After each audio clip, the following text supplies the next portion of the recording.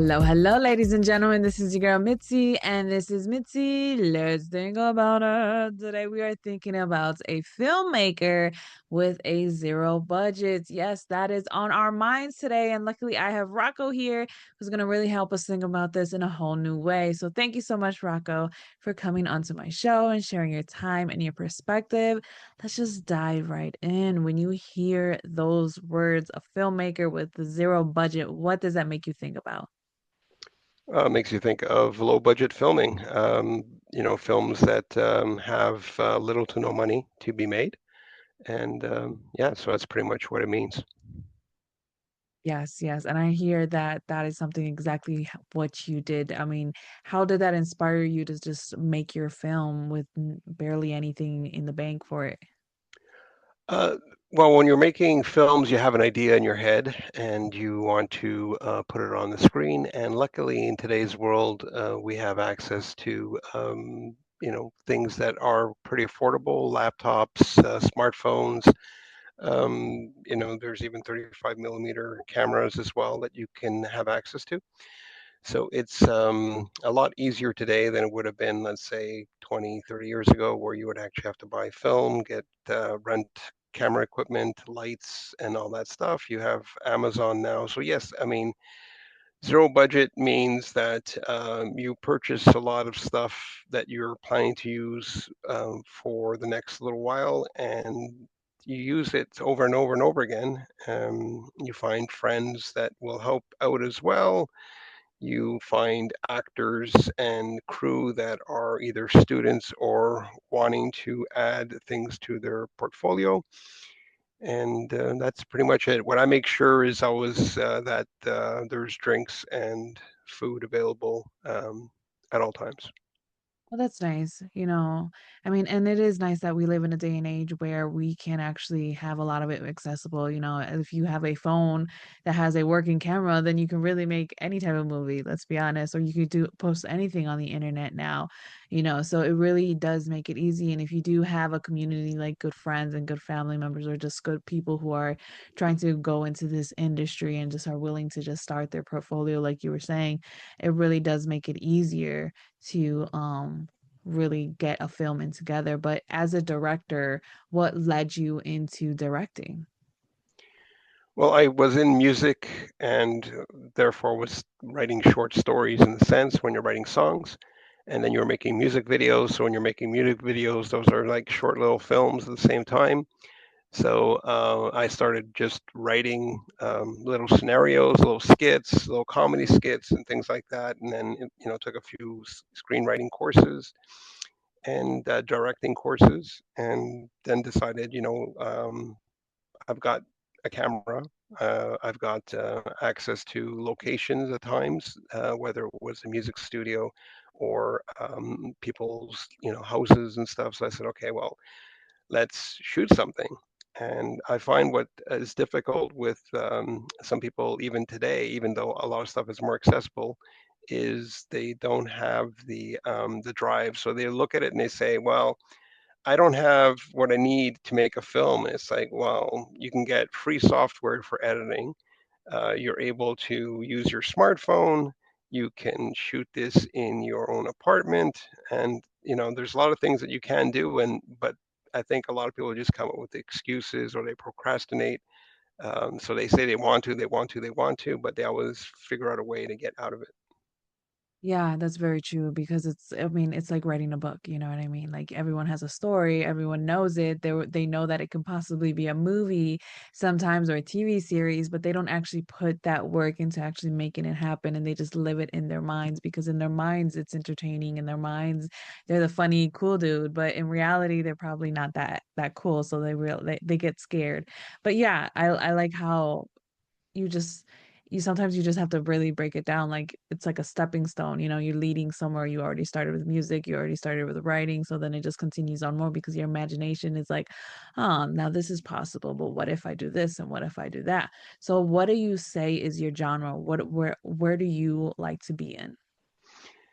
It's kind of a mix between drama and comedy, and sometimes a mix of the two. So like for example, I made a feature film which we shot in 2 days. So it was a 70-minute movie and we shot it in 2 days. And again, I found the actors. That was the main thing. I shot it at my house, and we just said, okay, let's just shoot as much as we can, and we're not going to really focus on lighting everything perfectly. We're not going to focus on making sure that everything is in the right place. We're just going to film and see what comes out of it. And we came up with a movie which won several awards. It's streaming online, and it's just you just got to do it. People say, well, you can't shoot a feature film in 2 days. Like, it's just not possible. Yeah, it's not possible, meaning that I'm not going to get the angles I would have gotten if I had the budget and I had the ability and the time.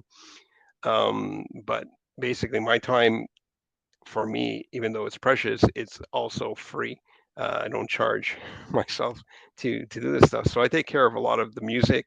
I take care of, as the writing of it, directing of it, and put in editing and putting everything together. So I save a lot on that aspect, is because I learned over the years, even from doing music and other things, is sometimes when you're waiting on somebody else to get things done, they don't have the same passion or the same um, drive to get it done as quickly as you want to. So I always ended up becoming a jack of all trades, because I'm waiting on this. It's like, where has it been done? They're like, yeah, yeah, yeah. And I'm like, well, when are you going to be finished? And it's like, yeah, yeah, I'm working on it. I'm working on it. It's like, it's been 3 months now. And it's like, we're waiting on this.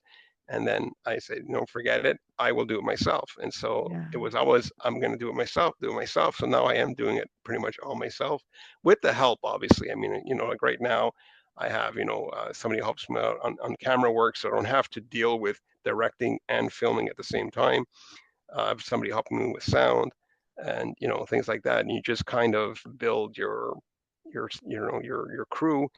And I find that also in today's world, people tend to depend too much on social media, and I still find face-to-face networking still works way better than depending on a complete stranger on the internet. Say, can you meet me at this location at 8 p.m. We're filming something, and the person never shows up. It's like, well, while when you're face to face and you start getting to know each other, then I find that you can say, well, I don't think this person is going to be there at 8 p.m.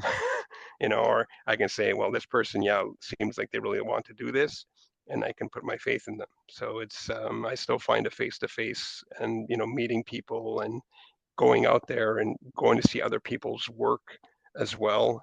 You have to kind of build this community. You have to you know um, help each other out, and you have to also show love to them if you want the love back.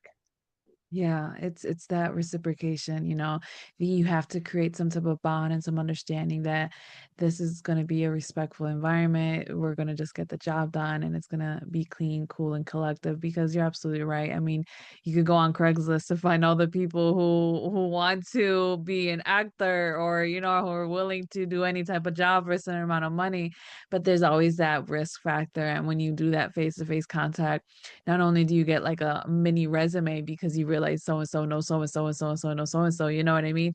But you also get this connection, realizing, like you said, like, if they're reliable, will they really do it? Do they really have the interest, or they're just feeding me into what I'm doing just to keep me talking, Like, you really have to weigh it out when you talk to people. And I also really loved how you said that depending on people and just outsourcing it, it really does have its longevity. I mean, you take so much more time depending on somebody else, and it does make it so much more frustrating, because it was like, if I could do it, I mean, it would be done already.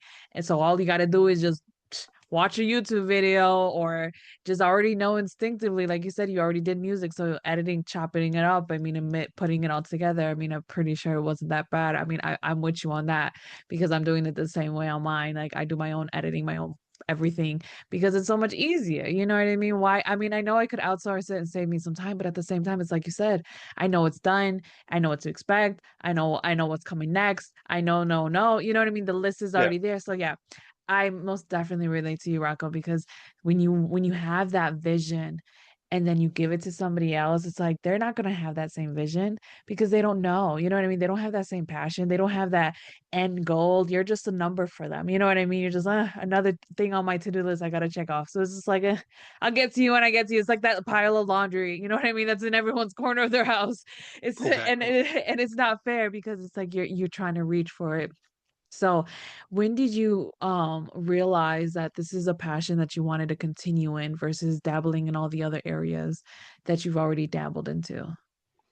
I mean, like everybody else, we fantasize when we watch a movie, like I'd like to be in that film, or I'd like to be an actor, I like that, kind of thing. And you're like, so I'm the type of person too that when I see something, sometimes I'll watch a movie and I'll say, how did this movie even get made? Yeah. It's so bad. And so you're saying, okay, and then it's like, and they got a budget, they did whatever. Like I don't, so I'm like, and then people look at you and say, oh, really? Let me see you do better. So I'm the type of person, okay, you just gave me a challenge. So I'm going to go out and do something, and show you what you can do with nothing. And at the same time, come up with a product that's, professional, to a certain standard. Obviously, like I said, people are going to watch it and they say, okay, there's no budget. But those are the people that are the technical side. But the audience are going to watch it and say, "What do you mean there's no budget? Like this was really good. Where did you find these people? How did you make this?" And because I found the same thing with music. It's always the people that are musicians or the engineers would point out all the little things on the song, and I'm like, but the audience loves it. So that's who you're playing for, right? That's who you're aiming for. I'm not aiming for a fellow director who's going to say, I would have done it this way, or Yeah. somebody else saying the same thing, saying, oh, you know what, like for example, I shot a short film last year. I shot it with three smartphones. I said, you know what? Why not? Let's shoot it simultaneously. We're going to shoot it in pretty much one take, but from three different angles, and you go, let's just do it on smartphones. That way you don't have to deal with, I need a big space, because you're going to have the big cameras, whatever. And so people are like saying, oh, you can't do that. Like, why are you doing that? I'm like, what do you mean, why am I doing that? It's like, why not? Like, Yeah. and no, and that movie's also streaming online. So it's like, and I turned to some of these people. I'm like, and where's your product? What have you done? And when can I see your work? And it's like, yeah, but it's because I'm waiting for. I ordered this thing, and I'm waiting for this particular Mhm. tripod, and I got to get this and Mhm. that. It's like you don't realize that Mhm. my smartphone on the because we shot this in a bar. I used, I think it was an ice cube tray, to kind of keep the smartphone. I turned the ice cube tray upside down and stuck it between, the two ice cubes, parts to hold it steady. It's like, here we go. I have my tripod. Put it on a couple of books, and I go, there's tripod number one. And now we're going to go tripod number two. Figure out a way to put that one there, and and that was it. And we shot that. People like, wow, this movie's actually, again, because it's about the story, it's about the character development, so they'll watch it and they'll say, "Hey, the script is pretty good." And I'm like, you know what? We didn't even have a script. We improvised the whole thing. We just sat there. I said, "We're doing this thing in a bar, and we're just going to film it and see what comes out of it." And that was it. We shot it straight. I think we did like an hour of shooting. I edited it down to 20 minutes because I Nice. had the three angles. I go, this is just like a TV show, right? You have your three Yeah. cameras, Yeah. and you just basically say, I'm going to choose this, choose that, and whatever, and done. Like we shot the whole thing, like I said, like in an hour and a half, like a half hour to set up, an hour to shoot, and it came out with a 20-minute movie out of that. Oh, I love that. I love that because it just shows that if you're a problem solver, you know what I mean? Like, oh, my problem is I don't have a tripod. And no problem because I can solve this. You know what I mean? You can figure it out one way or another. And I agree with you. When you are an artist like yourself and you have a vision, you will most definitely get it done. Like just be and like writers, just because they're not in one of those top 5 publishing companies doesn't mean that you're not a good writer because you had to self-publish or you went through another publisher that's still small. You know what I mean? Like if you don't have to worry about the technicality of the things or the behind the scenes of things because in reality it's like you said, your audience is what matters. Your audience is what feels it. Your audience is what relates to it. Your audience knows where it's coming from. And it's coming from a place of a lesson to learn, to teach, to relate, to provide that empathy, that compassion, and that understanding that also the world really needs. You know what I mean? And the only ones that, like you said, that don't understand it are the ones that want that specific like category to be qualified to be anything. They are those HOAs in individuals, the ones that are knocking at your door saying your plant is too tall, cut it. You know what I mean? Like those Yeah, are the ones exactly. that are around. So for me, I'm just like, yeah, no, I'm with you, Rocco, because sometimes people just need to like loosen up and realize like, does it make you feel anything? If your eyes were closed and all you did was hear anything, could you imagine it? You know what I mean? Like, could you really imagine it there? Or if your eyes were open and you couldn't hear anything, could you still understand what's being said? Can you still understand what's where the pain is, where the joy is? You know what I mean? Because you can see all that. And I think that's the beauty of artists is that we are able to provide life in a place that doesn't seem like there's any life, you know what I mean, an opportunity, because we make the impossible possible. You know, it's truly something amazing with us artists, because I'm a writer, and I know exactly what you mean. Like, I thought I had to have the top tier laptop to start writing, and all I had was a notebook and a pen, and I was just like, I'm gonna just start writing my heart, I'm gonna start writing my mind, and I'm gonna start writing all these thoughts, and it just came all out of me, you know what I mean? Because I allowed it. And I think that's something that all artists truly need to think about, is just like, if it's in you, just let it come out of you, whatever way, shape, or form it is. It doesn't matter if you have $5 in the bank or no bucks in the bank. You know, it's if you have that dream, if you have that passion, and if you have that drive to just touch it, you know what I mean? Just reach for it. And that's all that matters. And Yeah, it you have to sucks to put stuff know. out there, right? I mean, people I Yeah, find are waiting for perfection, and perfection doesn't exist. Because even if you take, exactly. for example, like George Lucas, right? He made Star Wars, which was a great film. Then he went, years later and added CGI to the same movie and just destroyed it, right? It's sort of like it was perfect as it was, but you're always wanting to do better and better. So if I go back and look at my film that I did 5 years ago, of course I'm going to say, oh, well, today if I was to redo this, I would have done this. But that's like, but the thing is, I put it out there, and at that time, at that moment in time, that was what was meant to be put out. So Yes. you have to kind of leave it that way. You can't just keep Yeah. repainting the Mona Lisa, right? You just Yeah. it's there, leave it.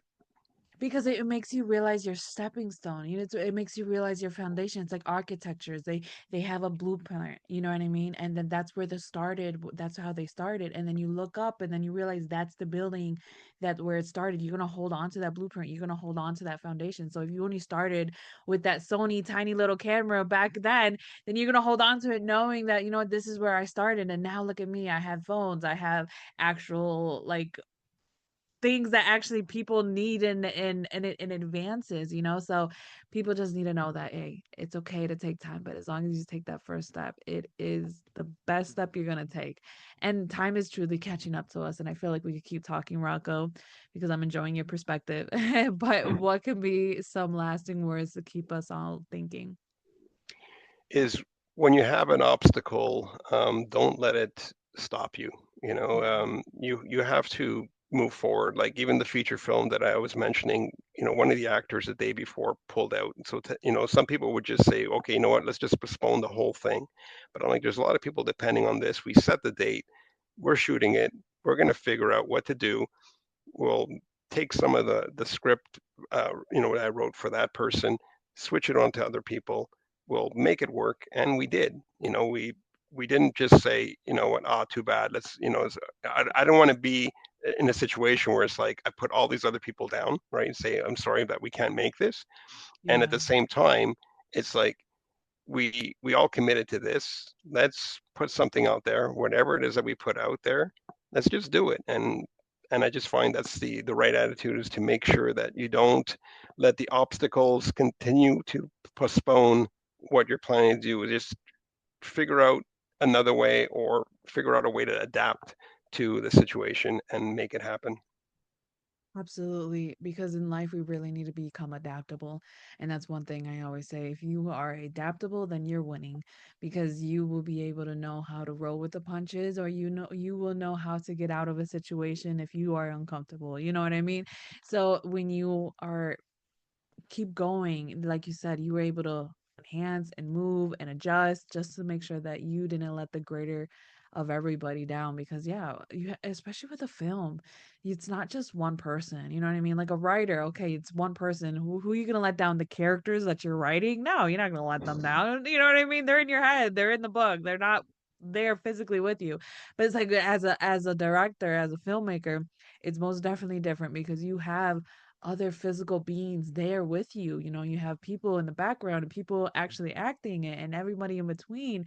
So it's truly something that people need to take into consideration. Just have that consideration of other people, you know? But yeah, has been a really great conversation. And ladies and gentlemen, if you want to know more about Rocko, please check him out to have access to all the great stuff that he has to offer the world. A link in the description. If you're listening on YouTube, it's in the description as well, just so that you can continue on thinking. So, with that being said, bye.